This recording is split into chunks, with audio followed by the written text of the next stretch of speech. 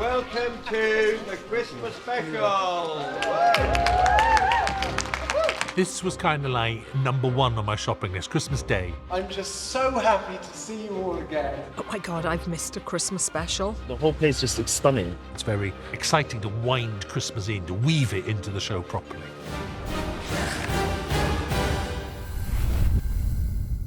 And that's how I got my name. Ruby, named after Ruby Road. We love Ruby Sunday. Ruby Sunday is the latest in a long line of companions, but as ever, bringing a brand new energy to whatever the actor brings to it. We've got Millie Gibson stepping into this role, bringing her energy. We meet Ruby Sunday in an interview with Davina McCall.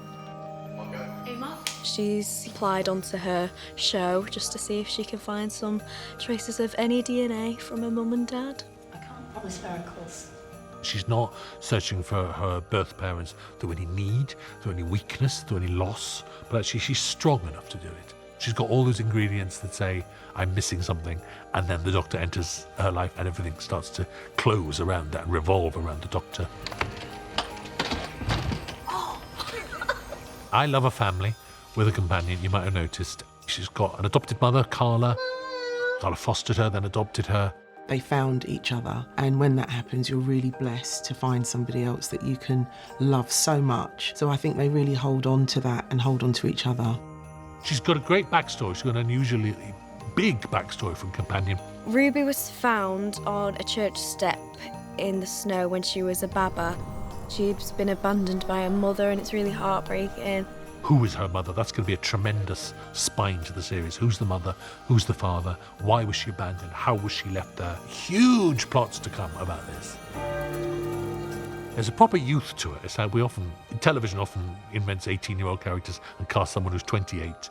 And Millie genuinely is that age, and I think you get a real buzz off her. Except I dropped the eggs, which is a really big problem because the shop's closed for all of one day. She's very experienced. Millie's very experienced. She's done years of Coronation Street. And yet, I think nothing quite prepares you for a show that puts you with monsters and snowstorms and goblins and madness.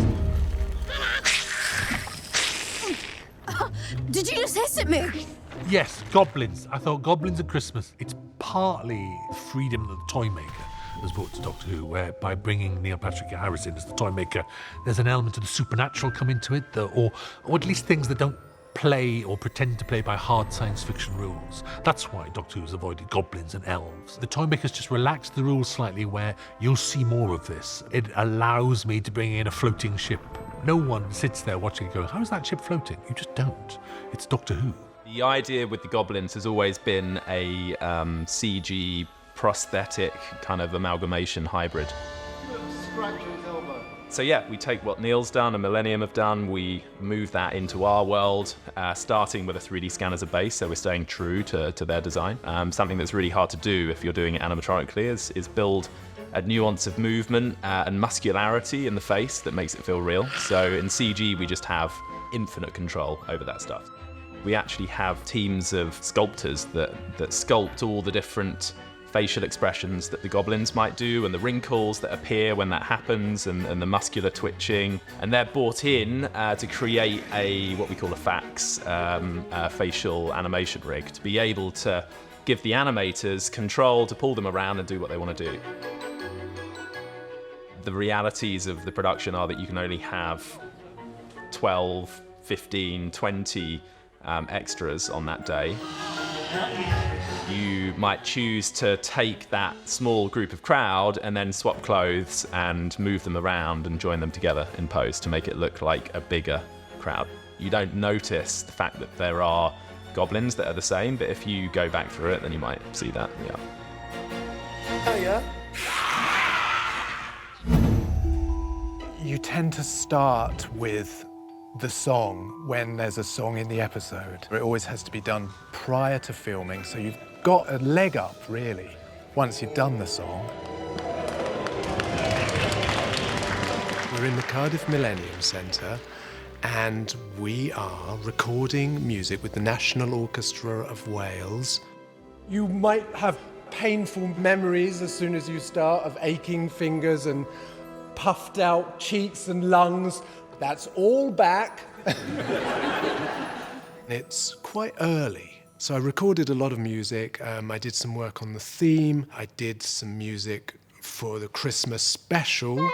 It's really mostly a dialogue between myself and Russell. There's so many elements to what is being recorded, so there's a lot of electronic instruments as well. So this is the orchestral part of lots of different pieces. So it's building a big jigsaw puzzle, really.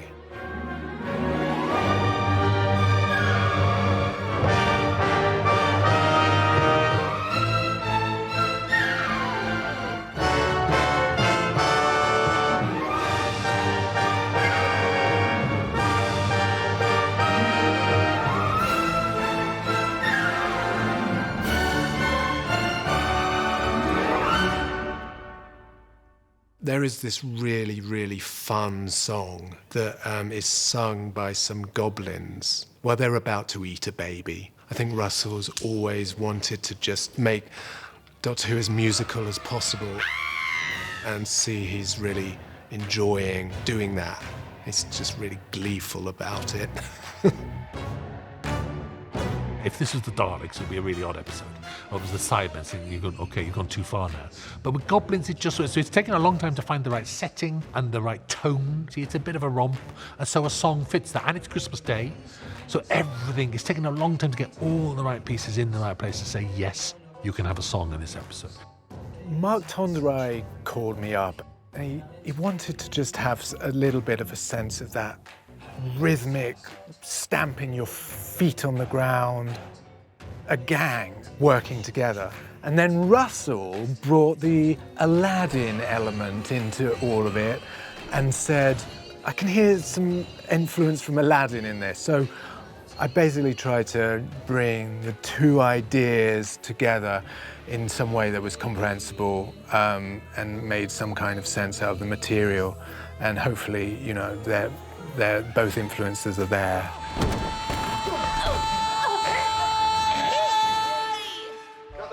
Well done.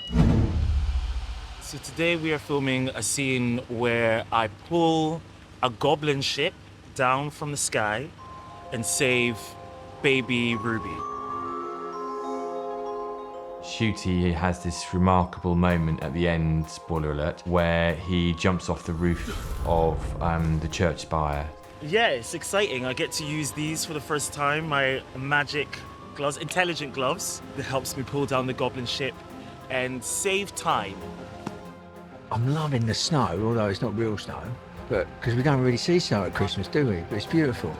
Night suits, but it is what it is.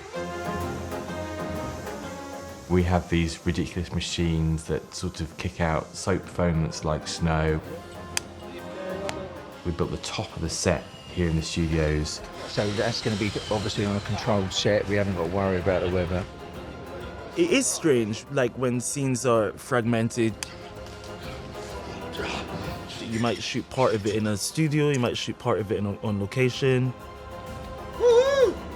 It's always beautiful when you see it come together and you're like, oh my God, it all just flows so nicely. Hey. It's very, very cool. I love them. I love doing stunts. Let's start when you're ready, boys. Here we go. 3, 2, 1, action. I love feeling like an action hero. Sure, how you feeling?